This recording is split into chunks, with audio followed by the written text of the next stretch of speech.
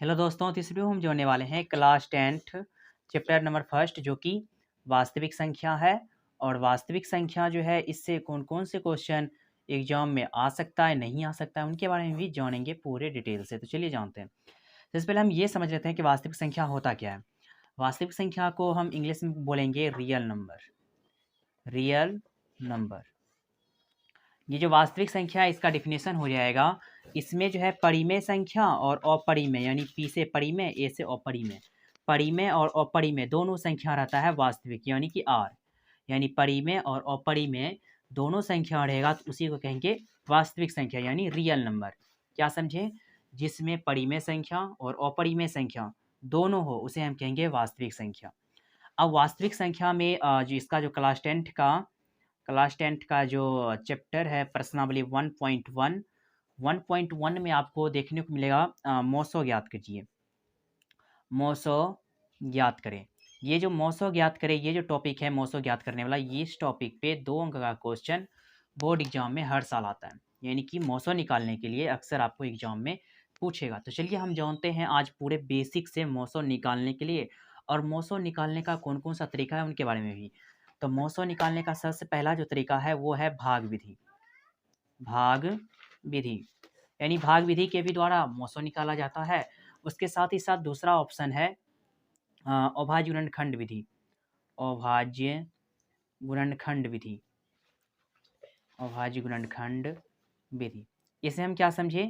पहला तरीका है भाग विधि, दूसरा है अभाज्य गुणनखंड विधि। भाग विधि में हम भाग के द्वारा मौसो निकालेंगे, यानी मौसो जो है इसी को हम HCF भी कहते हैं। यानी कि मौसो जो निकालना है उसे हम भाग विधि से, उसके बाद अभाज्य गुणनखंड विधि से। तो चलिए हम जानते हैं सबसे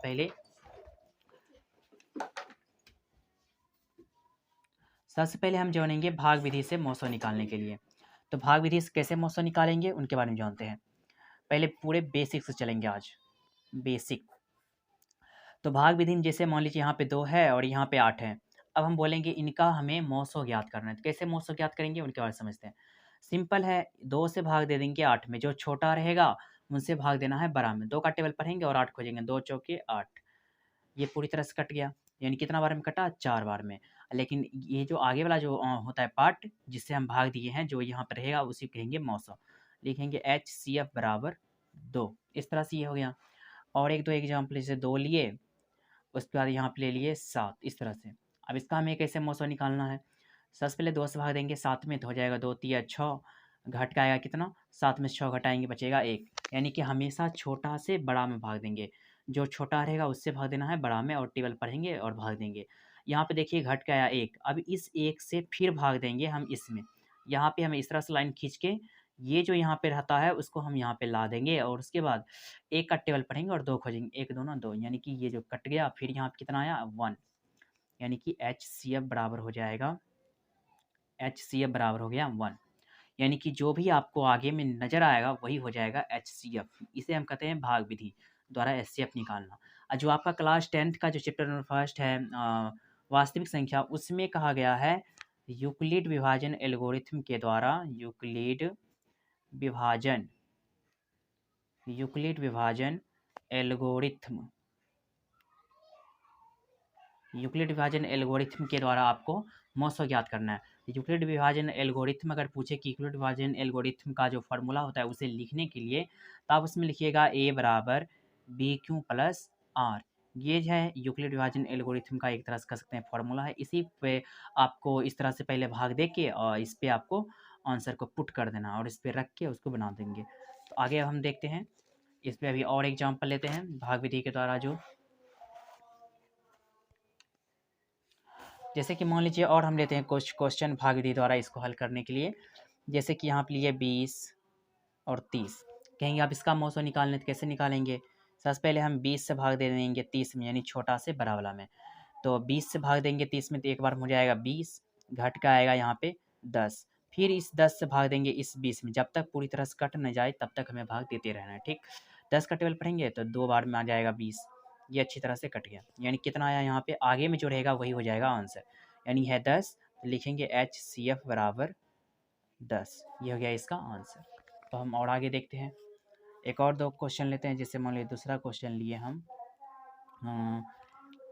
50 और 70 इस तरह से ले लिए 50 और 70 का। तो अब इसे हम कैसे बनाएंगे? तो सबसे पहले हम क्या करना है कि 50 से भाग देंगे 70 में, यानी छोटा से बड़ा वाला में भाग। तो 50 का टेबल पढ़ेंगे तो एक बार में खाएगा 50, घट के आएगा यहाँ पे 20, 20 से भाग देंगे अब हम 50 में, तो 20 दूना हो जाएगा 40, फिर घटेगा तो हो जाएगा 50 में 40 घटाएंगे बचेगा 10, 10 से भाग देंगे। अब ये जो यहाँ पे 20 है इसको यहाँ पे लिखेंगे 10 दूना 20, ये भी पूरी तरह से कट गया, यानी कि HCF बराबर आएगा कितना? HCF बराबर 10। क्यों? क्योंकि यहाँ पे जो आएगा वही हो जाता है HCF। अगर आप बात करें इसी को अगर हमें यूक्लिड विभाजन एल्गोरिथम के रूप में बनाना होता तो कैसे बनाते? ये जो क्वेश्चन इसे अगर यूक्लिड विभाजन एल्गोरिथम के रूप में बनाते तो कैसे? तो सबसे पहले हम यहाँ पे लिखेंगे जैसे जैसे भाग की जो प्रक्रिया है वो आता गया है वैसे लिखेंगे A बराबर BQ प्लस R। अब इसमें A किसको कहेंगे? जो सबसे बड़ा रहेगा। यहाँ पे 70 सबसे बड़ा है तो इसको लिख देंगे। अब B का मान इसको कहेंगे और Q का मान इसको कहेंगे और नीचे में जो बचता है उसे कहते हैं शेषफल। तो B का मान है 50 गुना 1 प्लस में 20, 50 गुना 1 प्लस में 20। आप जब इस तरह से बनाइएगा इसे कह सकते हैं प्रथम चरण। यहाँ पे लिखेंगे शेषफल, शेषफल डज नॉट इक्वल 0।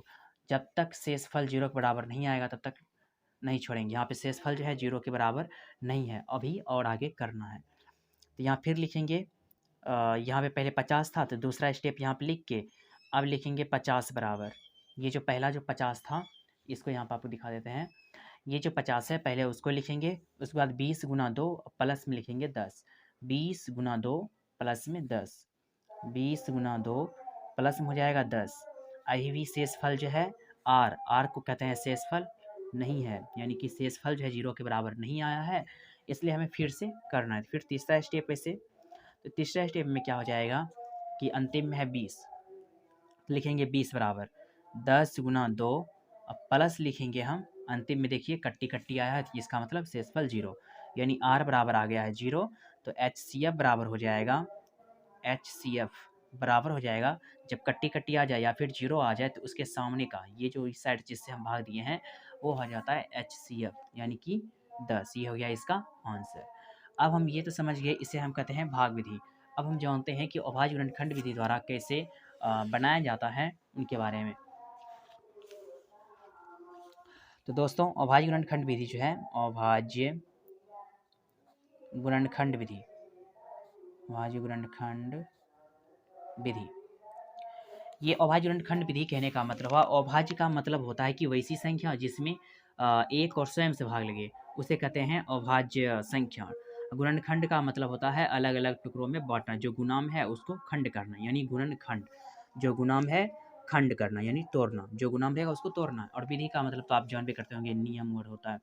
तब हम जानते हैं कि बारी बारी से कुछ कुछ क्वेश्चन लेके समझेंगे कैसे बनाना। जैसे मान लीजिए यहाँ पे लिए 2 और 8। अब हम बात करेंगे कि इनका हमें निकालना है मौसो। तो कैसे निकालेंगे मौसो 2 और 8 का सिंपल क्वेश्चन का? तो यहाँ पे लिखेंगे हम 2 का अभाज्य गुणनखंड करेंगे, 2 से खाएगा एक बार में, फिर 8 का अभाज्य गुणनखंड करेंगे, 2 से करेंगे तो ये हो जाएगा 4, फिर 2 से करेंगे 2, इस तरह से ये होगा। तो यहाँ लिखेंगे 2 बराबर 2 गुना 1, वही अगर 8 बराबर लिखेंगे तो लिखेंगे 2 गुना 2 गुना 2, इस तरह से। अब हमें ये समझना होगा कि मौसो का कंडीशन क्या होता है। मौसो का एक नियम होता है कि जो मिलेगा उसी को लिखेंगे, जो मिलेगा उसी को लिखना है, उसी को लिखना है, उसी को लिखना है।